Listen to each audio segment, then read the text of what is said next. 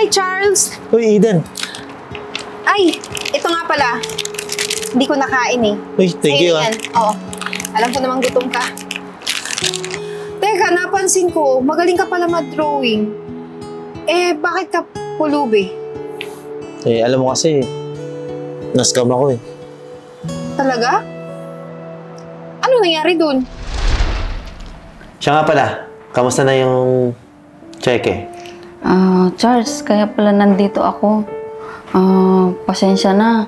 Yung investor natin, tinakbo yung painting mo eh. Wala na akong nagawa dahil nasa Singapore na. Pam, paano yan? Alam mo naman, di ba? Yung tuition ko, dyan ko nilaan. Kaya nga nag-stop na rin ako ng pag-aaral eh. Kasi ang buong akala ko, pagkakakitaan ko yan. Charles, pasensya na talaga. Na-scam tayo eh. Paano na ako nito? Papalayasan ako ng tatay ko eh. Saan ako nito pupulutin? Charles, tandaan mo, magaling ka, may talent ka. Balang araw, angat ka din. Kawawa ka naman pala. Pero nasan yung pamilya mo? Pinalayas kasi ako eh. Charles, kamusta yung pag-aaral mo? Tay, tumigil ako eh. Ano? Ano tumigil? Bibiro ka ba? Hindi tay, yung tuition kasi nagamit ko sa painting. Painting? Ginagamit ba yung utak mo? Anong painting sinasabi mo? Eh, doon ko kasi lahat nilaan tay. Kasi gusto ko sa'yo makatulong. Kung gusto mo makatulong, mag-aaral ka. Hindi ka pa-drawing ka dyan. Eh, tay, kikita naman sana ako ng malaki eh. O, nasan yung kita? Ayun na nga eh. Na-scam ako. Kasi yung investor, lahat ng painting ko dinala sa Singapore. Alam mo, ikaw, bago ka magyabang sa akin na kaya mo, patunayan mo. Tingnan mo yung ginawa mo sa buhay mo. Lahat ng binigay ko sa yung pera, pinaskam mo lang. Kundi ka naman magbobo. Grabe ka naman sa akin, tay. Ginawa ko lang naman yun dahil gusto ko makatulong, di ba?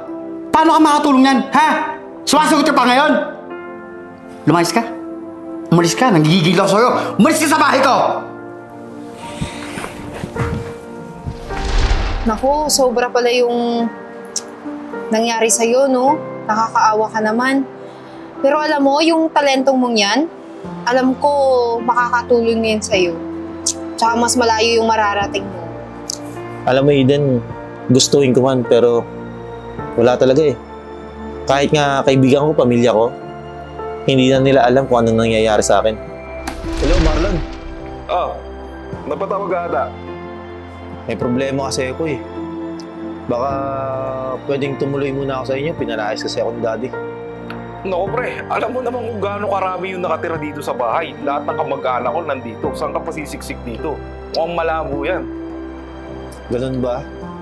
Eh, baka meron ka diyang savings. Kahit konti, peramin mo muna ako. Sabi ko nga sa'yo pre, ang dami namin dito sa bahay. Halos ako lang naman yung gumagastos dito. Tignan mo, ang dami, nakahiga lang, walang mga trabaho. So, wala rin akong mapapahiram sa'yo pre. Sige pre, pasensya sa abala.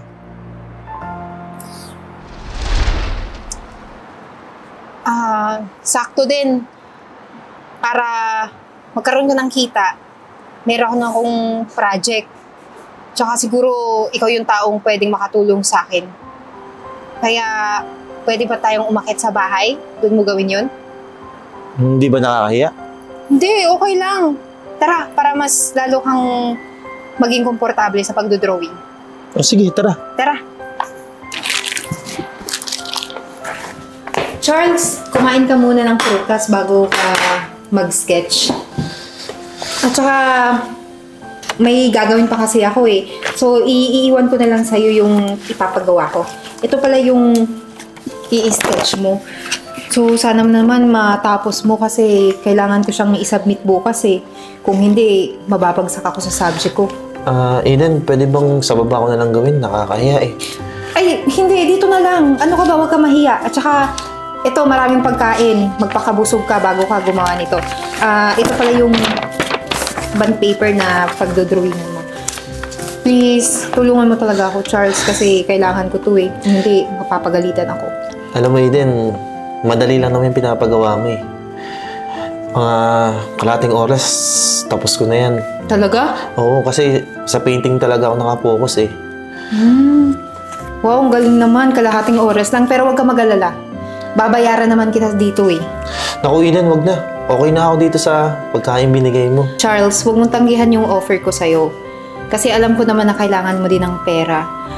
Magagamit mo yun. Huwag ka rin masyadong mabait. Kasi alam mo, nangyayari sa mga sobrang mabait, naaabuso ng tao. Kaya sige na. Okay yan. Punta na ako dun ha. Pag tapos ka na, tawagin mo lang ako. Okay, sige.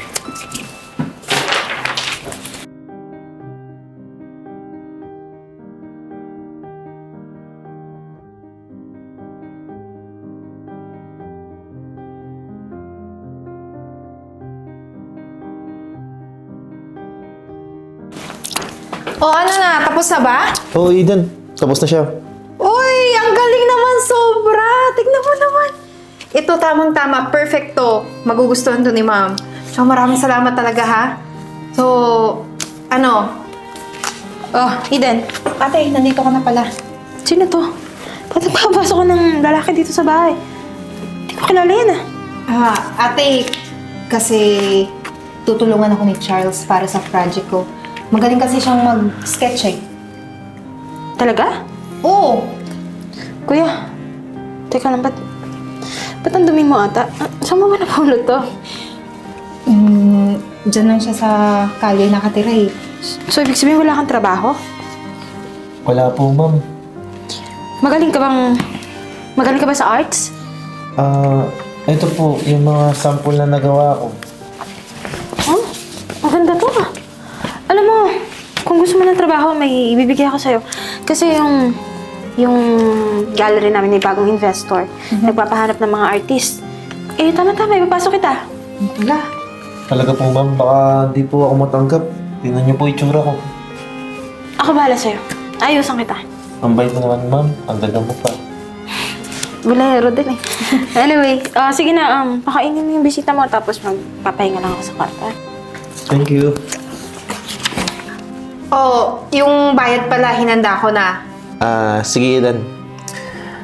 Alis na rin ako pagka-bigay mo. Ba't ka aalis? Eh, di ba may in-offer yung ate ko sa'yo na trabaho?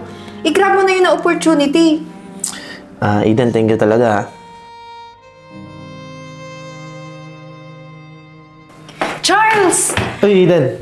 Congratulations! Thank you. Ang layo na ng narating mo. Tignan mo yung forma mo. Hindi ka na mukhang pulupi ngayon. Alam mo, Eden, hindi ko naman ito mararating kung di dahil sa'yo eh. Ay nako, maliit na bagay. Kung hindi din dahil sa'yo, sa pagpupursige mo at tsaga mo, hindi mo ito mararating. Congratulations. I'm happy for you. Thank you ulit, Eden Walang anuman. Charles, congratulations. Ang ganda ng result na exhibit po.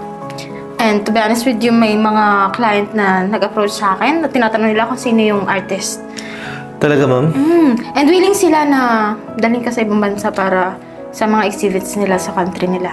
Totoo ba? Kung willing ka. Oo naman, ma'am. Sayang yung opportunity. Nga pala, ma'am. Thank you sa inyo magkapatid, Hindi lang kayo basta maganda, pati kalooban nyo. Naka naman ng bola ka pa. Magaling ka talaga at deserve mo kung ano meron ka ngayon. Thank you po talaga.